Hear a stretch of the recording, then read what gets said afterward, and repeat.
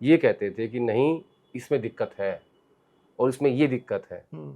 आज वही दिक्कत, उससे बड़ी दिक्कत मैं वही कह रहा आपने पैदा कर दी अपनी कांग्रेस में। इस बात के बारे में पूरी कांग्रेस पार्टी को पता है, पूरी कांग्रेस पार्टी को। कोई नहीं बोलना चाहता,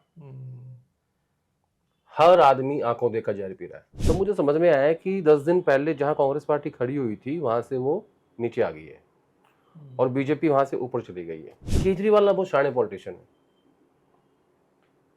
जेल में थे, सबने इस्तीफा मांगा, नहीं दिया, बाहर आए, इस्तीफा दे दिया। अगर केजरीवाल पे नैतिकता लागू इसलिए होती है कि आप तो करप्शन के खिलाफ लड़ाई लड़ने के लिए आए थे। बेशक हमने वो आंदोलन देखा है, हमने तालियां बजाई हैं उसमें, मैंने कवर किया है वो पूरा। तो आप एक अलग पॉलिटिक्स करने आए थे, आप लोकपाल लाने आए थे, आप करप्शन दूर करने आए थे, आप कट्टर ईमानदार थे। मतलब आपने कैसे कैसे सपने दिखाए थे ना, उसका कोई अंदाजा ही नहीं है लोगों को।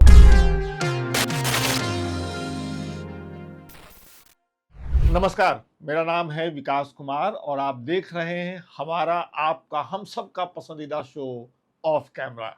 ऑफ कैमरा के इस एपिसोड में बहुत सी बातें होने वाली हैं। जाहिर तौर पे कांग्रेस पार्टी की बात होगी। दिल्ली में अरविंद केजरीवाल, दिल्ली के मुख्यमंत्री ने जो इस्तीफा दिया, उसके बाद वो घर छोड़ रहे हैं। दिल्ली की राजनीति पे इसका क्या असर पड़ेगा? भारतीय जनता पार्टी तो प्लान बना ही रही है, कांग्रेस क्या प्लान बना रही है? आप लोगों को कुछ सवाल भी आए हैं, मैं वो सवाल इस बार दर्ज करके नहीं ला पाया हूं, माफ करिएगा, लेकिन ये वादा लेते जाइए कि अगली बार से आपके सवाल आपके नाम के साथ मैं आदेश रावल जी के सामने रखूंगा। अब ये उन पर है कि वो कितना जवाब देते हैं। ठीक है, तो आज की बातचीत शुरू करते हैं। आदेश जी, क्या हाल ऑफ है? कैमरा के एपिसोड में आपका स्वागत है। मैं ठीक हूँ, आप बताइए। बताओगे दर्शकों का कैसा रिस्पॉन्स आ रहा है? तो आप अच्छा, रिस्पांस तो अच्छा रहा है। शो पे तो हम लोग बातचीत करेंगे, मैं तो आपके आज दिन का हालचाल पूछ रहा हूँ। आज का दिन कैसा रहा? हम लोग बातचीत कर रहे हैं, शाम होने वाली है। दिन का हालचाल जैसा हर रोज रहता है वैसा ही है। बस आज थोड़ा आंखों में से वो जलन सी हो रही है। क्यों? अभी प्रदूषण तो ठीक है, प्रदूषण तो ठीक ही है, हो जाता है कभी कभी। अच्छा, नींद पूरी नहीं होती या मतलब। अच्छा, यहीं से एक सवाल ऐसे ही बनता है, मतलब एक नॉर्मल सा सवाल है कि एक राजनीतिक रिपोर्टर का जो राजनीति को कवर करता है, दिन रात पॉलिटिकल पार्टी, नेता, ये वो चलता रहता है, कैसी दिनचर्या होती है? कितने घंटे लग जाते हैं? कई बार क्या होता है? नहीं, कई बार तो आपके पास समय ही नहीं होता। हाँ, और कई बार आप बिल्कुल खाली होते हो। अच्छा, सपोज करो दिन में 4 मीटिंग आपकी हैं, अपॉइंटमेंट्स हैं, और जैसे चुनाव चल रहा है, दिल्ली में कोई है ही नहीं, सब ट्रैवल कर रहे हैं। कोई हरियाणा है, कोई जम्मू कश्मीर है, कोई महाराष्ट्र की तैयारी कर रहा है, कोई झारखंड में है। तो डिपेंड करता है कि आप किस तरीके से हैं। पार्लियामेंट सेशन तो और ज़्यादा है। और कई बार क्या होता है कि दिल्ली बिल्कुल खाली हो जाती है इलेक्शन के समय में, और नेता सब बाहर होते हैं, कोई मिलने वाला होता नहीं है। तो बस आप और आपके अधूरी ख्वाहिशें और हमारे दर्शक हैं, और उनके सवाल और उनकी इच्छाएं कि आदेश जी बोले और बोलते रहें। लोग पता है कमेंट करते हैं कि मुझे कह रहे थे, एक दो कुछ लोगों ने कहा कि तुम बीच में डिस्टर्ब मत किया करो, उनको बोलने दिया करो। वो चाहते हैं कि आप बोले तो फिर लंबा बोले। एक्चुअली जर्नलिस्टों की आदत होती है बीच में अपना टांग अड़ाने की या अपना ज्ञान देने की। उसमें मैं भी शामिल हूँ, सब है उसमें, हम लोग, हमारी जितनी बिरादरी है सब उसमें शामिल है। मैं उससे बचता हूँ। अब आप बात कर रहे थे हरियाणा का। हरियाणा तो अभी सबसे ज्यादा जिसकी चर्चा हो रही है, अलग अलग वजहों से। चुनाव जम्मू कश्मीर में तो एक फेज का हो गया है, हरियाणा में होने वाला है। आपने तो सीटों का भी एक रख दिया है ब्यौरा, क्या है हमारे दर्शकों के लिए तो बताइए। मैंने कल 5 घंटे काम किया। 5 घंटे काम किया और मैं अकेला बैठा, कागज और पेन लेके, लैपटॉप लेके नहीं बैठा। और मैंने सब जगह फ़ोन लगाए, हरियाणा के 10 पार्लियामेंट में जो नॉन पॉलिटिकल लोग हैं, जिनका किसी से मतलब नहीं किसी पार्टी से, उन सब से बात करी और 90 सीटों का पूरा लेखा जोखा तैयार किया। तो मुझे समझ में आया कि 10 दिन पहले जहां कांग्रेस पार्टी खड़ी हुई थी वहां से वो नीचे आ गई है और बीजेपी वहां से ऊपर चली गई है। और इसमें मेरी समझ ये कहती है कि कांग्रेस पार्टी 60+ सीट पे थी 10 दिन पहले तक। हाँ। और मैंने उसमें खास तौर पर लिखा है कि ये डाटा 18 तारीख तक का है, जो मैं जिसका आप जिक्र कर रहे हैं जी। तो वो मैं एक हफ्ते बाद फिर से उस पर रिवाइज करेंगे, उसको देखेंगे। तो 18 सितंबर तक का जो डाटा है कि कांग्रेस पार्टी मैक्सिमम जा रही है 53-54 तक, बीजेपी जा रही है 27-28 तक। और इसमें करीब करीब वैसे तो 12 जगह इंडिपेंडेंट स्ट्रॉन्ग है, लेकिन उसमें मुझे लगता है 5-6 आराम से सीट निकाल लेंगे। और INLD को भी थोड़ा सा फायदा हुआ है पहले के मुकाबले। पहले मुझे लगता था कि शायद एलनाबाद, जहाँ से अभय सिंह चौटाला लड़ रहे हैं, और यमुनानगर सीट, ये 2 ही स्ट्रॉन्ग है उनकी, लेकिन 2-3 सीटें और हैं जहाँ वो स्ट्रॉन्ग हुए हैं। तो 4-5 सीटों पे वो भी खड़े हुए हैं। तो कांग्रेस पार्टी को शायद अपने आप को ठीक करने की जरूरत है, क्योंकि बीजेपी बहुत माइन्यूटली काम कर रही है। जो आप देख रहे हैं रैलीज में अमित शाह की, उसके अलावा वो जो बैकडोर मीटिंग करते हैं उसमें वो बहुत चीजें ठीक करने की कोशिश करते हैं। और बीजेपी में एक अच्छी बात ये है कि वो आखिर तक लड़ते हैं। 10 साल से वो गेम फिनिश नहीं मानते। 10 साल से उनका राज है।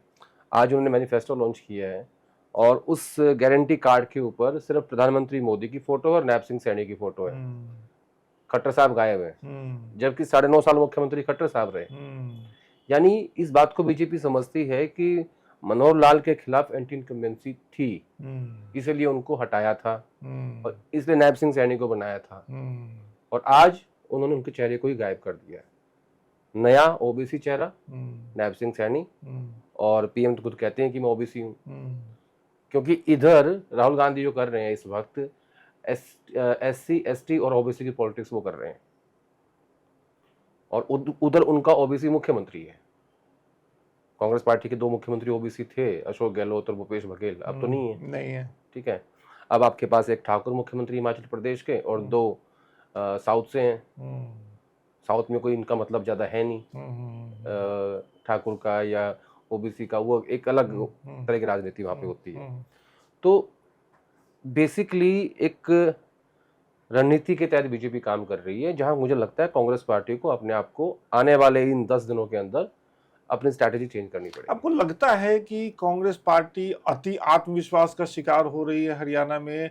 और जो हमने मतलब लोगों ने देखा, हमने क्या देखा, सबने देखा कि जो यहाँ पे छत्तीसगढ़ में हुआ था, अगर आपको याद हो, छत्तीसगढ़ का जब चुनाव हो रहा था, हर दिन जो बात हो रही थी मीडिया में, सर्वे आ रहे थे, सब में एक मतलब सब जगह ये कहा जा रहा था कि कांग्रेस की सरकार रिपीट हो रही है और रिजल्ट कुछ और आया। तो आपको लगता है हरियाणा में, मध्य प्रदेश में भी ऐसा ही था? हाँ, मध्य प्रदेश में तो फिर भी मिला कहा जा रहा था कि कुछ स्थिति बदल सकती है। किसी ने सोचा था कि 15 साल लगातार राज करने के बाद और 3.5 साल का राज ये, और उसके बाद आप रिकॉर्ड तोड़ सीट लेके आएंगे? नहीं, रिकॉर्ड तोड़ नहीं आदेश जी, लेकिन ये उम्मीद थी मध्य प्रदेश में कि मतलब सरकार बच सकती है। ये ऐसा नहीं था। छत्तीसगढ़ में तो बिल्कुल 100% ये था कि नहीं, सरकार मतलब कांग्रेस की लौट। देखिए, वैसी स्थिति अभी तक हरियाणा में पैदा नहीं हुई है। क्योंकि आप बता रहे एक हफ्ते में, क्योंकि मैं सीट वाइज बात कर रहा हूँ आपसे, तो वैसी स्थिति अब तक पैदा नहीं हुई है। लेकिन अगर इन्होंने चीजों को ठीक करने की कोशिश नहीं करी तो पैदा हो सकती है। और चुनाव में कुछ भी हो सकता है। चुनाव में कुछ भी हो सकता है। एक रात में चुनाव पलट जाता है, एक बयान से चुनाव पलट जाता है। और कोई एक ऐसी चीज पीएम कह दे या मुख्यमंत्री कह दे या स्लिप ऑफ टंग हो जाए किसी नेता से, उसी में चुनाव बिगड़ जाता है। आपको लगता है कि अरविंद केजरीवाल भी जमानत पे बाहर आ गए हैं? अब वो भी, हालांकि पिछली बातचीत में हमने ये डिस्कस किया था कि उनका जनाधार बहुत ज्यादा नहीं है, लेकिन अब अरविंद केजरीवाल के बाहर आने का कुछ तो फर्क पड़ेगा? मतलब देखिए, अरविंद केजरीवाल इस वक्त तलवार हैं 2 धारी। आप पूछेंगे कैसे? हाँ, बिल्कुल, मैं डिस्टर्ब नहीं करना चाह रहा था। क्योंकि अरविंद केजरीवाल को हमें ये लग रहा है, एक देखिए 2 परसेप्शन है। एक ये है कि अरविंद केजरीवाल एंटी बीजेपी वोटों को कांग्रेस और आम आदमी पार्टी में बांटेंगे, जिससे बीजेपी को फायदा होगा। लेकिन दूसरा ये भी है कि अगर अरविंद केजरीवाल बनिया वोट को तोड़ देते हैं, जो कि बीजेपी का वोट है, तो उससे बीजेपी को नुकसान भी हो सकता है। ये मेरी अपनी अंडरस्टैंडिंग है जी। तो अभी तक जब मैं कल 90 सीटों का हिसाब लगा रहा था और उसको मैंने पूरा समझा, मुझे कहीं भी किसी केजरीवाल फैक्टर आपको नहीं दिखाई दिया मुझे। तो ये हो सकता है कि वो जीतने की पोजीशन में नहीं है, लेकिन हराने की पोजीशन में है। क्योंकि बहुत सीटें ऐसी होती हैं जो आप 500 से, 700 से, 1000 से, 2000 से, 3000 से, 5000 से जीतते हैं। तो वहां वो फैक्टर हो सकता है, लेकिन वो देखना ये पड़ेगा कि वो नुकसान बीजेपी का हुआ है या कांग्रेस का हुआ है। लेकिन अभी तक जब से आम आदमी पार्टी बनी है, आम आदमी पार्टी की जो डाइट है वो कांग्रेस पार्टी, वो जो भोजन है उसके 3 उदाहरण है, दिल्ली, पंजाब, गुजरात। तो यहाँ एक अलग फैक्टर चल रहा है कि इस वक्त जो है, क्योंकि वो जेल से आए हैं, उनके दिल में दर्द है, उन्होंने कुर्सी छोड़ दी है, बंगला छोड़ देंगे, तो अब वो कल वो जाएंगे हरियाणा प्रचार करने, तो उनकी टोन क्या रहेगी ना, वो बताएगी कि वो किस तरफ टारगेट कर रहे हैं, वो अपने भाषण में क्या कहते हैं, टारगेट पे किसको लेते हैं, कितना लेते हैं, इससे बहुत कुछ डिपेंड करेगा। और समझ में आएगा कि भाई ये जो इंडिया अलायंस की हम बात कर रहे हैं ये अभी जिंदा है, राहुल गांधी ने जो कोशिश करी थी वो ठीक थी, केजरीवाल उसके बारे में क्या सोचते हैं, और उनका निशाना कहाँ पे रहेगा। अब ये नहीं पता ना कि उनकी मछली की आंख कौन सी है, ये तो किसी को नहीं पता। वो राहुल गांधी है या मोदी है। हाँ, ये देखना पड़ेगा, ये कल समझ में आएगा। ये केजरीवाल जब जेल से बाहर आए और जब उन्होंने कहा कि वो पद से इस्तीफा देंगे और उसके बाद जब खबर आई कि वो अपना बंगला छोड़ेंगे, दिल्ली घूमेंगे, तो मैं पढ़ रहा था एक अखबार में छपा, भारतीय जनता पार्टी के अंदर की खबर छपी कि भाई पार्टी में इस बात की सुगबुगाहट है कि भाई मुख्यमंत्री रहते हुए केजरीवाल से जितना खतरा नहीं है पार्टी को, या लड़ने में जितनी दिक्कत नहीं है, एक्टिविस्ट केजरीवाल से लड़ने के लिए उतनी ज्यादा रणनीति बनाने की जरूरत है। मैं कांग्रेस पार्टी के बारे में पूछना चाहता हूं, मतलब अरविंद केजरीवाल के मामले में कांग्रेस पार्टी हद दर्जे का मतलब भटकाव की शिकार दिखती है। दिल्ली के लीडरशिप विरोध कर देती है आम आदमी पार्टी का, ऊपर गठबंधन की कोशिश हो रही है, समझ नहीं आ रहा। नहीं, पंजाब कांग्रेस विरोध करती है, हरियाणा कांग्रेस विरोध, हाँ, लोकल लीडरशिप, दिल्ली कांग्रेस विरोध करती है, लेकिन जब केजरीवाल अरेस्ट होते हैं और दिल्ली में रैली होती है तो राहुल गांधी, सोनिया गांधी, प्रियंका गांधी, खड़गे जी, लेकिन दिल्ली का एक भी नेता नहीं जाता। क्या है ये, फिर इसको कैसे समझे? अब ये बात समझिए, जब शराब नीति की जो चेंज किया था, जो ये सो कॉल्ड घोटाला है या घोटाला है, जब अब इसको हम कह सकते हैं कि घोटाला है क्योंकि इसमें सजा काट चुके हैं ये लोग और बेल पे हैं। इसकी शिकायत, अभी सजा नहीं हुई है। नहीं, जेल तो रह ली है ना। हाँ, मतलब अभी भी कथित ही कहा जाएगा, अभी कथित ही कहा जाएगा, चलो दोषी नहीं है कोई इसमें अभी। चलो इस पर डेफेमेशन नहीं होगा, डोंट वरी। तो केजरीवाल ना बहुत शाणे पॉलिटिशियन है। जेल में थे, सबने इस्तीफा मांगा, नहीं दिया, बाहर आए, इस्तीफा दे दिया। क्यों? अब कोई उनसे ये पूछेगा ही नहीं कि आपने पिछले 5 साल में क्या किया, आपने बिजली पानी का क्या किया, आपने सड़क का क्या किया, आपने सीवर का क्या किया, आपने फ्लाईओवर का क्या किया, आपने मोहल्ला क्लिनिक का क्या किया, आपने शिक्षा में क्या किया। कोई कुछ नहीं पूछेगा उनसे। वो सिर्फ ये बताएंगे कि मुझे जेल में डाल दिया और मैंने कोई घोटाला नहीं किया, अब मैं बेल पे बाहर आया हूँ। और वो अच्छे से जानते हैं कि उनको चुनाव में एज है, 62 सीटें हैं, 50 तो फिर भी ले आएंगे, ठीक है। और फिर चला के कहेंगे देखो जनता ने वो सर्टिफिकेट दे दिया, मैं चोर नहीं हूं। तो उनके दिमाग का खेल समझो, क्या गुगली मारी उस आदमी ने कि सबने इस्तीफा मांगा, इस्तीफा ही नहीं दिया भाई ने। जबकि बात कई बार ये भी उठी कि संवैधानिक है कि आप जेल से सरकार चला रहे हो। हाँ। कई बार उठी, मैं उस एक्सपर्ट नहीं हूं, लेकिन हेमंत सोरेन जेल गए, जाने से पहले इस्तीफा दे दिया। नैतिक रूप से लोग देते रहे हैं अभी तक। नैतिकता संवैधानिक बाध्यता नहीं है, लेकिन नैतिकता ये कहती है। और खासकर केजरीवाल पे नैतिकता लागू इसलिए होती है कि आप तो करप्शन के खिलाफ लड़ाई लड़ने के लिए आए थे। बेशक हमने वो आंदोलन देखा है, हमने तालियां बजाई हैं उसमें, मैंने कवर किया है वो पूरा। तो आप एक अलग पॉलिटिक्स करने आए थे, आप लोकपाल लाने आए थे, आप करप्शन दूर करने आए थे, आप कट्टर ईमानदार थे। मतलब आपने कैसे कैसे सपने दिखाए थे ना, उसका कोई अंदाजा ही नहीं है लोगों को। मुझे अभी भी याद है वो, लोग भले ही भूल गए। तो आपके ऊपर उस नैतिकता का तगाजा बहुत ज्यादा था। आपको तो जेल जाने से पहले आरोप लगते ही रिजाइन करना चाहिए था। आप आरोप के बाद भी आप बने रहे, फिर आप जेल चले गए, फिर भी आप बने रहे, अब आप बाहर आए हो क्योंकि आपको पता है कि 2 महीने बाद चुनाव है, जनवरी में चुनाव होना है। अब आप कह रहे हो कि नहीं मेरे ऊपर ये आरोप है, मैं नहीं रहूंगा। अरे भाई, जब तुम जेल में रहे तब क्या हो गया था? तो उस आदमी को कोई समझ नहीं सकता, खतरनाक आदमी है वो। अच्छा, कहाँ सोचते हैं ना, देखो उसने जेल में बैठ के क्या मतलब स्क्रिप्ट बनाई। सोचो। नहीं मैं सोचता हूँ, सही कह रहे हैं आप। नहीं, ये मामलों में सोच कर लगता आसान नहीं है ये, इसको समझना। जब उसकी जो एंटी इनकम्बेंसी थी भाई की 5 साल की, उसने किल कर दी, है ही नहीं कुछ। मुझे बस एक सर्टिफिकेट चाहिए जो जनता देगी ईमानदारी का, भले मैं जेल में रह लिया हूं। तो ये जो पैमाना है, उनको फंसाया गया, उनके पूरे उसको फंसाया गया।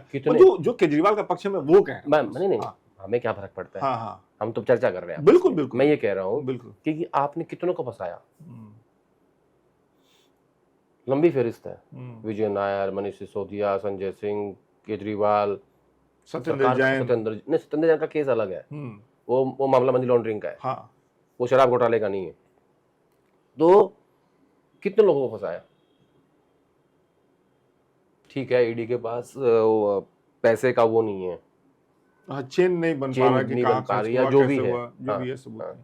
लेकिन मेरा सवाल ये लेकिन आगे है कि 100% जो हम लोग मैं चर्चा एक बात पूछता हूँ, क्या सरकारों का सत्ता का जो रूप होता है ना, एक जैसा होता है, किसी की भी हो, चाहे कांग्रेस की हो, चाहे इंदिरा गांधी की हो, चाहे मनमोहन सिंह की हो, चाहे नरेंद्र मोदी की हो, उसमें डिग्री का फर्क होता है कि किसकी ज्यादा खराब है, किसकी कम खराब है, बस। लेकिन सत्ता एक जैसी होती है, उसको अपने खिलाफ बात करना अच्छा नहीं लगता। लेकिन क्या 100% फेक केस बन सकता है आज के इस दौर में? और आप एक सिटिंग चीफ मिनिस्टर को अरेस्ट कर सकते हो? 100% फेक नहीं बन सकता। कहीं ना कहीं चिंगारी उठी होगी, कुछ ना कुछ दाल में काला था, आपने माचिस जलाई होगी, फिर चिंगारी उठी होगी, फिर उसका धुआं हल्का कबार गया होगा, उसकी स्मोक भी आई होगी, है ना, उसकी जो स्मेल आती है माचिस की, आती है ना, ये वैसा ही है। लेकिन मैं ये कह रहा हूँ, फिर राहुल गांधी कैसे उनके साथ जा रहे हैं? राहुल गांधी क्यों नहीं समझ रहे जो उनका लोकल लीडरशिप समझ रहा है? मैं ये समझना चाहता हूँ, ये राहुल गांधी की क्या मजबूरी है? राहुल गांधी की मजबूरी ये कांग्रेस पार्टी की क्या मजबूरी है? Central leadership? नहीं, इसमें ना दो को जोड़ो मत।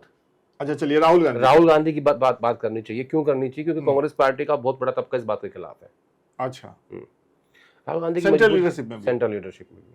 ठीक है। राहुल गांधी की मजबूरी ये थी कि उनको ये लगता था कि मुझे किसी भी तरीके से मोदी को हटाना है, और उसके लिए मुझे एक स्ट्रॉन्ग विपक्ष की जरूरत है।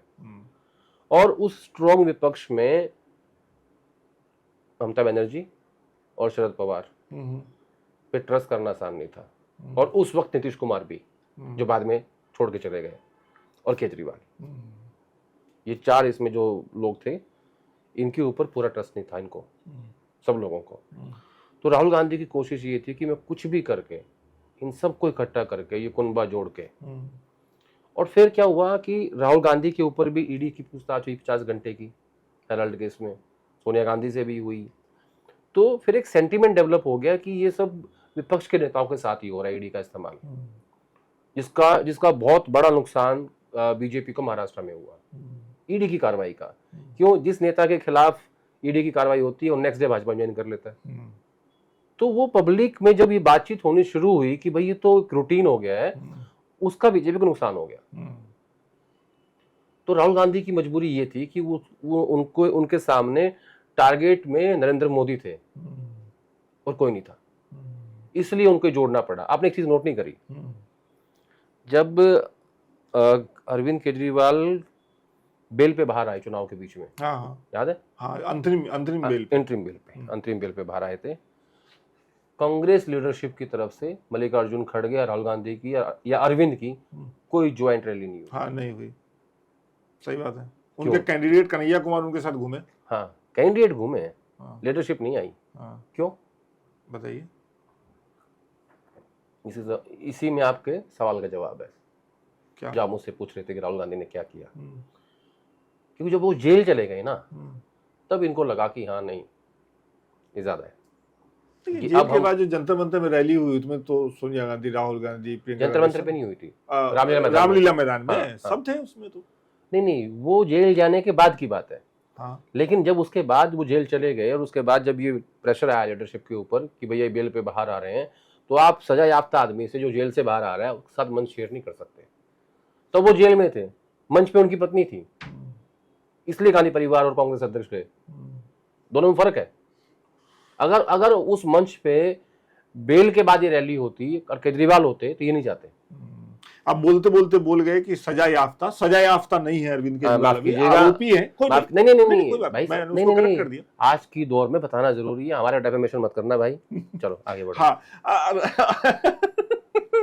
इसको ऐसे ही रहने देना सलमान। नहीं, समझे नहीं बात।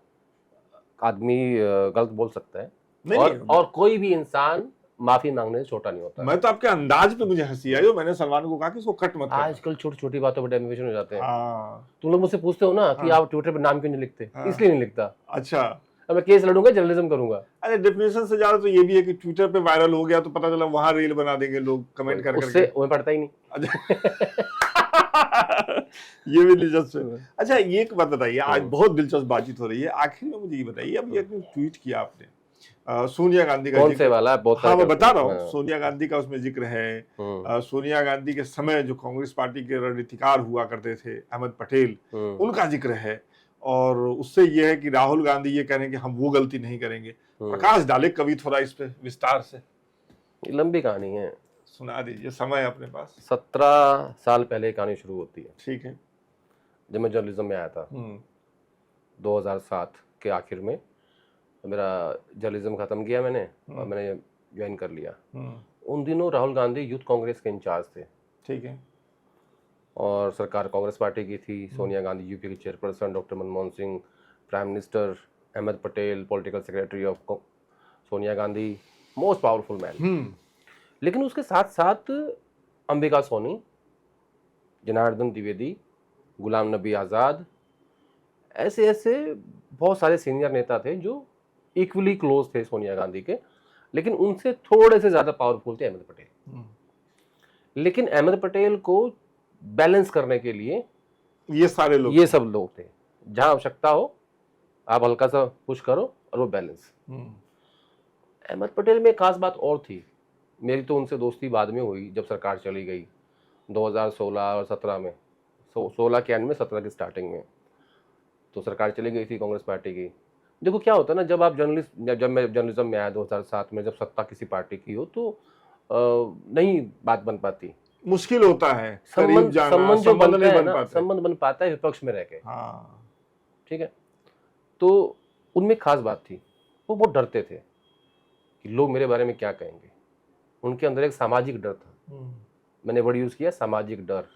एक पर्दा था, एक लिहाज थी, और वो सोचते कि नहीं यार, मैं कुछ भी ऐसा ना करूं जिससे सोनिया गांधी के ऊपर कोई बात जाए या मुझे कोई कटघरे में खड़ा करे।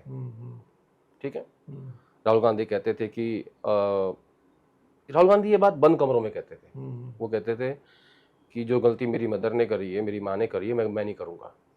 तो लोग पूछते सर क्या गलती करी?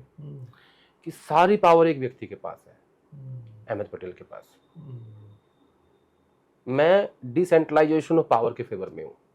ये राहुल गांधी के विचार थे, और ये उन्होंने एक मीटिंग में नहीं कहा होगा, 200 मीटिंग में कहा होगा। वो हमेशा अपने यूथ कांग्रेस के साथियों को, या एनएसवाई के लोगों को, या उससे ऊपर के लोगों को, सबको ये बात कह के मोटिवेट करते थे कि जब हमारा दौर आएगा, जब हम लोग पार्टी चलाएंगे, तो एक व्यक्ति के पास पावर नहीं होगी। और उनका वो एक बात और बोलते थे कि इस देश में एक मुकेश अंबानी क्यों है, 20 अंबानी क्यों नहीं है, एक अडानी क्यों है, 20 अडानी क्यों नहीं है। ठीक है, ऐसे ही एक अहमद पटेल क्यों है, 10 क्यों नहीं है। तो आज राहुल गांधी की कांग्रेस में चलती है, मुझे लगता है आज उनकी स्थिति वो है जिसकी वो बात कर रहे थे। तो आज की तारीख में राहुल गांधी का कोई अहमद पटेल नहीं है, आप ये मानते हैं? कोई उतना पावरफुल नहीं है अकेले? नहीं, आप समझ नहीं पा रहे बात। हाँ, मैं कुछ और कह रहा हूँ। क्या हो सकता, मैं नहीं समझ पा रहा। हाँ, समझ नहीं, मैंने बीच में टोक दिया ना, और रिदम टूट गया। अरे अरे, फिर तो लोग मुझे डांटेंगे। क्या है, मैं ये कह रहा हूँ कि अहमद पटेल को भी, जो कितने पावरफुल थे, उनके ऊपर भी चेक्स एंड बैलेंसेस थे। ठीक है, आज एक आदमी है जो पार्टी के जनरल सेक्रेटरी ऑर्गेनाइजेशन है, उनके ऊपर कोई चेक एंड बैलेंस नहीं है, जो राहुल गांधी के क्लोज है। मैं ये कह रहा हूं। तो इसका मतलब ये हुआ फिर कि राहुल गांधी जो तब कहते थे वो आज नहीं कर पाए। बात नहीं समझ रहे आप। मैंने आपको पूरी कहानी सुना दी। हाँ, सुना दी। अब मैं इस कहानी में ये कह रहा हूं कि भाई, जिस अपनी माँ की कांग्रेस को आप ये कहते थे कि नहीं इसमें दिक्कत है और इसमें ये दिक्कत है, आज वही दिक्कत, उससे बड़ी दिक्कत, मैं वही कह रहा हूं, आपने पैदा कर दी अपनी कांग्रेस। मैं समझ रहा हूं आपकी बात, मैं समझ रहा हूं आपकी बात। मतलब तब जो राहुल गांधी कहते थे वो आज नहीं कर पाए ना, वो नहीं कर पाए। नहीं कर पाए, नहीं बोलते इसको। हाँ, करना नहीं चाहते या कर नहीं सकते, या उनके पास कोई और ट्रस्टवर्दी आदमी नहीं है पार्टी के अंदर। कि कांग्रेस पार्टी इतनी छोटी होगी, सिकुड़ गई है वो, कि उनके पास पार्टी के अंदर 4 ट्रस्टवर्दी आदमी नहीं है। ठीक है, तो अब हो सकता है इनको अपनी कांग्रेस पार्टी में नए कार्यकर्ता शामिल करने के लिए टैलेंट हंट निकालना पड़े कि हमें और कार्यकर्ता की आवश्यकता है, उसमें से हम ट्रस्टवर्दी निकालेंगे, ढूंढेंगे। ऐसा तो मुझे दिखाई नहीं देता कहीं भी। तो उस ट्वीट का जो जिसका आपने जिक्र किया, उसका मोटा मोटा सार ये है, बहुत जरूरी सार, उसकी सप्रसंग व्याख्या ये है कवि की। आपने एक और, क्योंकि पता क्या होता है, देखो लोग ना इस बात के बारे में पूरी कांग्रेस पार्टी को पता है, पूरी कांग्रेस पार्टी को, कोई नहीं बोलना चाहता। हर आदमी आंखों देखा जहर पी रहा है। क्या कारण है मुझे नहीं पता। कई कई टिकटें ऐसी हुई हैं कि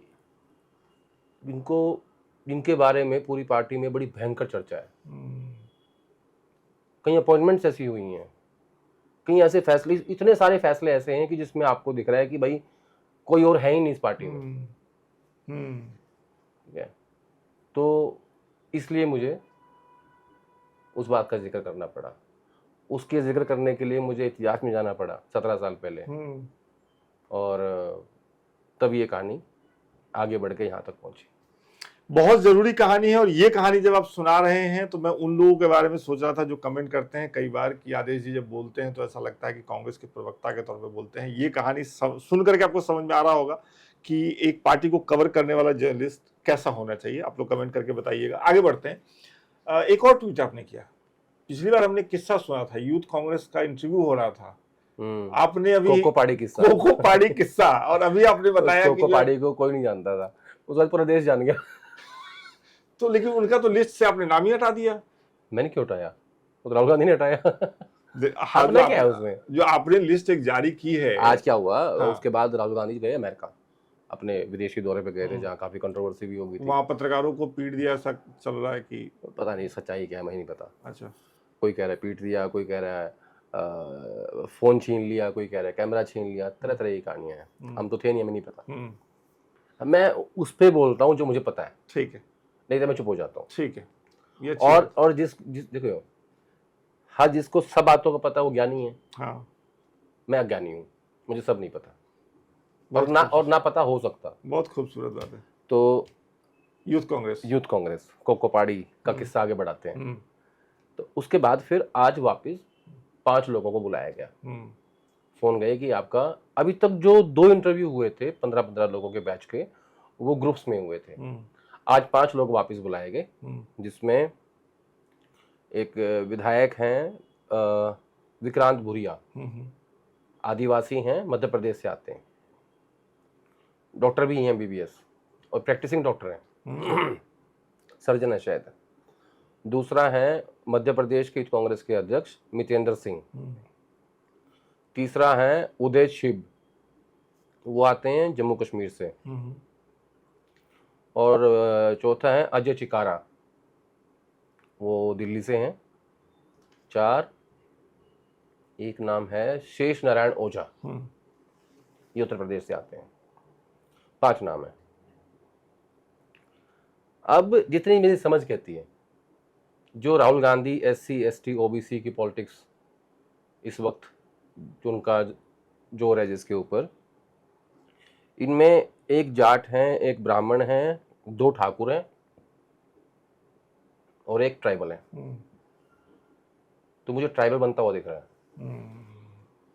ये जो खोज थी पूरी अध्यक्ष की, ये यहाँ पहुंचते हुए दिख रही है। वो ये मेरी समझ कह रही है, मेरे पास कोई खबर नहीं है। जो आपकी अपनी जितना मेरा एक्सपीरियंस है कांग्रेस पार्टी कवर करने का, ठीक है, वो ये कह रहा है कि they are looking for a tribal, और शायद विक्रांत भूरिया की बात बन जाए। मेरी समझ ये कहती है। इतने विस्तार से जानकारी देने के लिए बहुत बहुत शुक्रिया। Thank you. और ऐसे समय देते रहिए ऑफ कैमरा के लिए हमें। पक्का आपसे किस्से सुनते रहेंगे, आपको थोड़ा सा परेशान करते रहेंगे। चिंता मत करिए, आप परेशान करते रहिए। चलिए, शुक्रिया। तो आज की बातचीत आपको कैसी लगी कमेंट करके जरूर बताइएगा। मुझे पता है आप कमेंट करेंगे, हर बार करते हैं, इस बार भी करेंगे, करते रहिए। जो भी आपकी राय है, जो भी आपको लगता है मेरे बारे में, आदेश जी के बारे में, बातचीत के बारे में, हमारे साथी सलमान के बारे में, जो भी आपको लगता है ऑफ कैमरा के बारे में, लिखिए। हम उन राय को, आपके कमेंट को पढ़ते हैं और कोशिश करते हैं कि एपिसोड दर एपिसोड आपकी बात को अपने जहन में रखें और उसके मुताबिक ही ऑफ कैमरा का एपिसोड बने, नया एपिसोड बने। आज के लिए बहुत बहुत शुक्रिया।